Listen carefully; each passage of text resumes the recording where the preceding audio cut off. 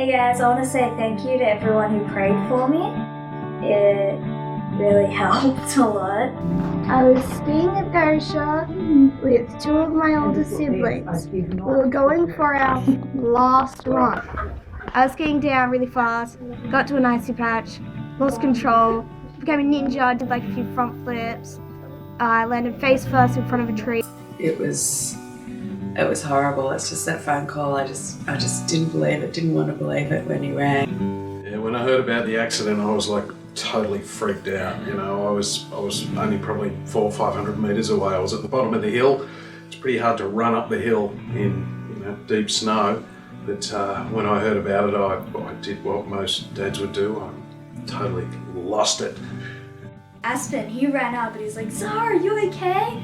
And I'm like, yeah, my back hurts. And he's like, is your face okay? And I'm like, what? My face is fine, my back hurts. And he's like, are you sure it's black? Her face just got healed within each day. Would look completely different.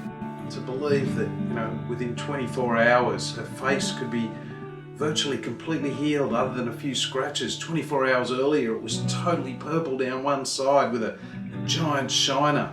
If somebody had told me 24 hours before that, this is going to happen to your daughter and in 24 hours it's going to be healed, it would have been like, no way, man. And then if somebody had said to me, she's going to have a punctured lung and it's going to be bleeding to the lungs and it's going to be so bad that the doctors are going to know that she's got a broken back and even bend her up in the hospital because they're working more on the lungs than the back, and to tell me that was going to be healed in 36 hours, I probably wouldn't have believed that one either. I couldn't really straighten up properly because that hurt. Like you broke her back and you think, she's going to be paralysed for life.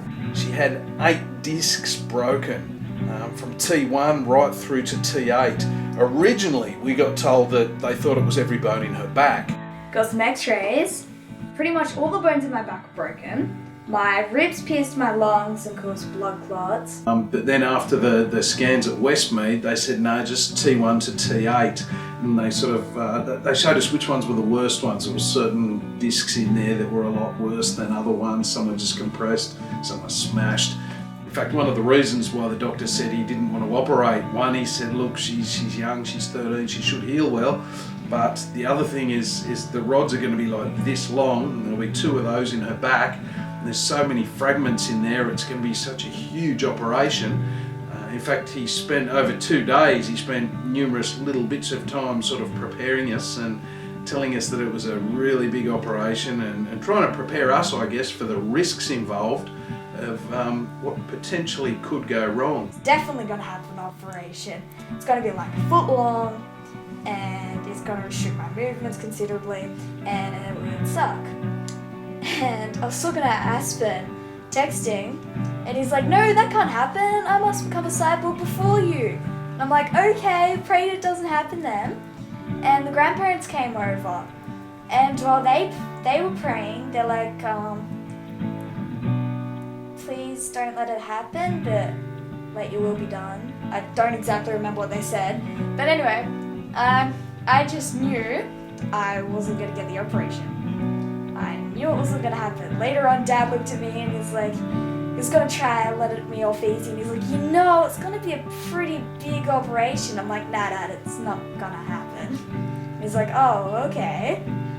So he was thinking, he told me later, he's like, okay, she has faith, I may as well have some as well, man.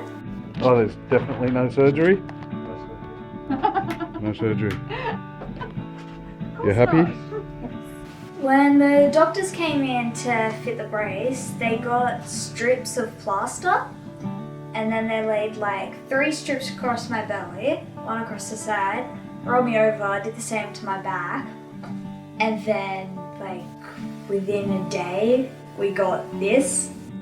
I remember when I got that on, first time I stood up, I got like a wave of dizziness and I suddenly felt really sick. Avalon said I went green and I felt horrible. Both Kath and I asked for people to help us pray, and that certainly happened. I think at the end of the day there was probably 1,000 or more people out there praying, And I'll tell you what a huge difference it's made.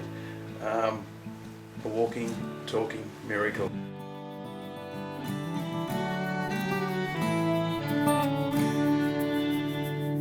When I feel the cool wind across my ears, that crisp, snowy mountain breeze, I dream of the mountains and those white snowflakes, of warm log fires and the sound they make. I dream of the gum trees all covered with snow, of a warm log fire, cards and Milo.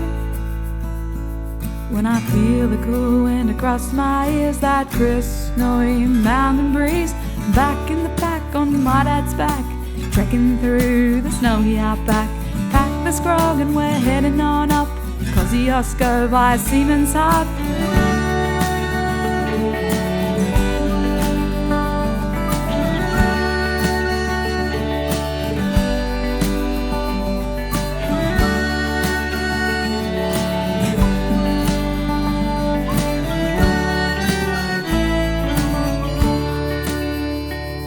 When I feel the cool wind across my ears, that crisp, snowy mountain breeze, sitting on a rock at the very top, looking out over the lot, thinking how great, how wide, how tall, we're so tiny looking at it all. Yeah, I love the snowies, so many good